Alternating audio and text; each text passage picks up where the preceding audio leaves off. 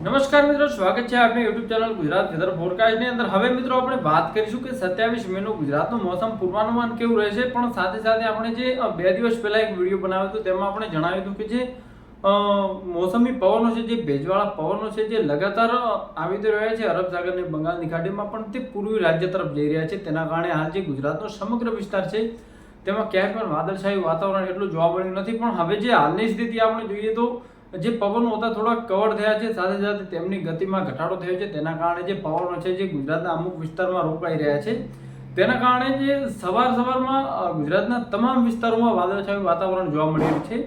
અને અમુક વિસ્તાર એવા છે જે ગુજરાતના જે બપોર પછીના સમયે પણ આકાશમાં વાદળો જોવા મળી રહ્યા છે। તો આ જે પવન થોડાક નોર્મલ થયા છે, પવનની સ્પીડ ધીમી થઈ છે, તેના કારણે આ વાદળો બંધાઈ રહ્યા છે અને આપણને નજરે પડી રહ્યા છે। હવે વાત કરીએ વરસાદની, તો ગુજરાતમાં હાલ કોઈ પણ વરસાદની 10 દિવસ સુધી કોઈ શક્યતા જોવા મળી રહી નથી। ગુજરાતમાં તમામ વિસ્તારોમાં 10 દિવસ સુધી ક્યાંય પણ વરસાદી માહોલ જોવા મળશે નહીં। હા, ક્યાંક મહારાષ્ટ્રને અડીને જે અમુક વિસ્તારો છે જ્યાં કોઈક જગ્યાએ વરસાદી ઝાપટું પડી શકે છે વાદળછાયું થઈને, પણ જે બીજું ગુજરાત છે જ્યાં ગુજરાતમાં કોઈ એવું ખાસ વરસાદની કોઈ પણ આગાહી આપણને જોવા મળી નથી। અને જો તાપમાનની વાત કરીએ તો તાપમાનમાં થોડો વધારો જોવા મળશે, કારણ કે જે પવન હતા પવનની સ્થિતિ હાલ આપણે જોઈએ તો 10 કિમી પ્રતિ કલાકની જોવા મળી છે, જે અમુક સમય ઘટી જાય છે તો અમુક સમય વધી જાય છે। પણ જે તાપમાન અવરોધિત કરવા માટે જે પવન બપોરના સમયે હોવો જોઈએ તે બપોરના સમયે પવન હોતો નથી। તેના કારણે બપોરનું તાપમાન 12 થી લઈને 3:30 થી 4 વાગ્યા સુધી અતિશય જોવા મળે છે। 42 થી 43 સેલ્સિયસ સુધી રહેવાની શક્યતા છે। પણ આપણે જો વાત કરીએ 27 મેની, હવે તો ગુજરાતના ઉત્તર ગુજરાતના તમામ વિસ્તારોમાં મોસમ સૂકું અને સાફ જોવા મળશે।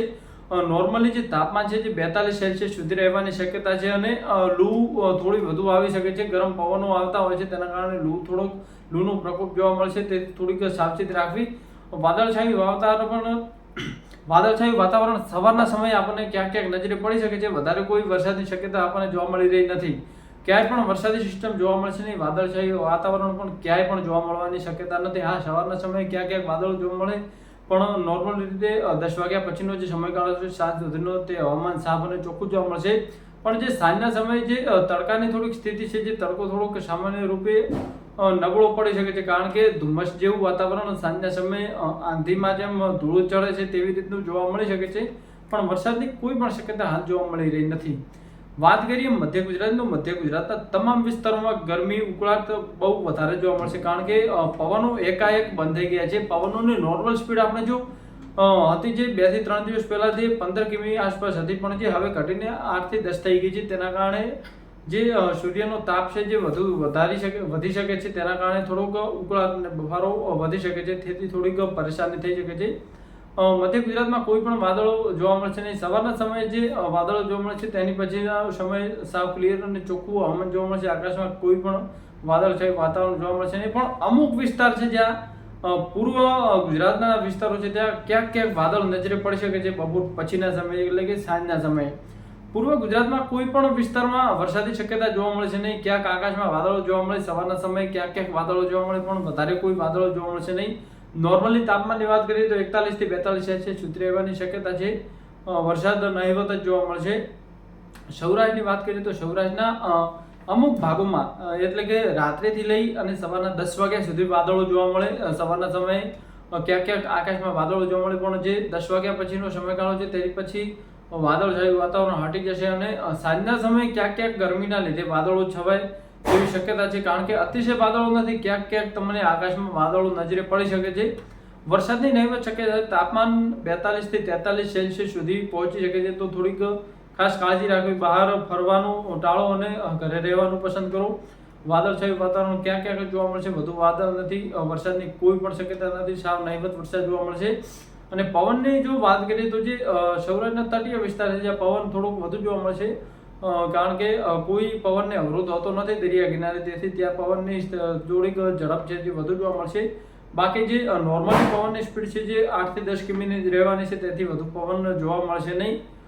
વાત કરીએ સુરત, કચ્છ, સુરત, વાપી અને વલસાડ, આ વિસ્તારો છે વડોદરા સુધીના તમામ વિસ્તારો છે, ત્યાં કોઈ પણ જગ્યાએ વાદળછાયું વાતાવરણ જોવા મળશે નહીં। સવારના સમયે ક્યાંક ભેજવાળા પવનોના કારણે વાતાવરણમાં ક્યાંક વાદળો જોવા મળી શકે છે, બાકી વરસાદની કોઈ પણ શક્યતા જોવા મળી નથી। તાપમાનમાં થોડો વધારો જોવા મળશે, 42 થી 43 સેલ્સિયસ સુધીનું તાપમાન પહોંચી શકે છે. બપોરનું જે તાપમાન છે જે અમુક જગ્યાએ 44 સેલ્સિયસ સુધી પણ જઈ શકે છે.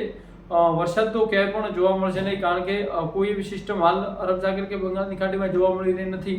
તેના કારણે વરસાદ તો ક્યાંય પણ જોવા મળશે નહીં. સમગ્ર ગુજરાતના ભાગોમાં સુરતમાં અને વડોદરા સુધીના જે તમામ વિસ્તારો છે જ્યાં પવનની નોર્મલી સ્પીડ 6 થી 7 કિમીની જોવા મળશે, તેનાથી વધુ પવન પણ જોવા મળશે નહીં. અને ક્યાંક બપોરના સમયે વંટોળ આંધી જેવું થોડુંક તમને જોવા મળી શકે છે. એ તાપમાનના લીધે અસર કરતા જે પરિબળો છે, જે આંધી તોફાન તેવા તમને નજરે પડી શકે છે.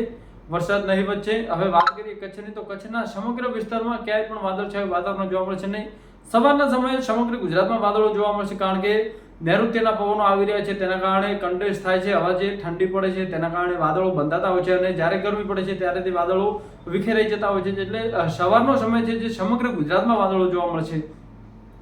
કચ્છમાં સવારના સમયે પણ વાદળો જોવા મળી શકે છે, પણ જે સાંજનો સમય છે, જે સંધ્યા ટાઈમ છે, ત્યાં આકાશમાં ક્યાંક વાદળો જોવા મળી શકે છે, અને જે તડકો છે જે ધૂંધળો જોવા મળી શકે છે, કારણ કે કચ્છ વિસ્તારમાં જે ધૂળભરી આંધીઓ આવી શકે છે, તેના કારણે થોડુંક આંધી તોફાન જેવું પણ જોવા મળી શકે છે. પણ અંદાજિત જે નોર્મલ પવનની સ્પીડ છે તે 20 કિમી સુધી જઈ શકશે. વધુમાં વધુ ક્યાંક વંટોળ આવશે તો તેથી વધુ સ્પીડ જોવા મળશે નહીં, અને વાદળો નહીં વચ્ચે વરસાદની પણ કોઈ શક્યતા જોવા મળી રહી નથી. તો મિત્રો, આ હતું આપણું 27 મેનું મોસમ પૂર્વાનુમાન.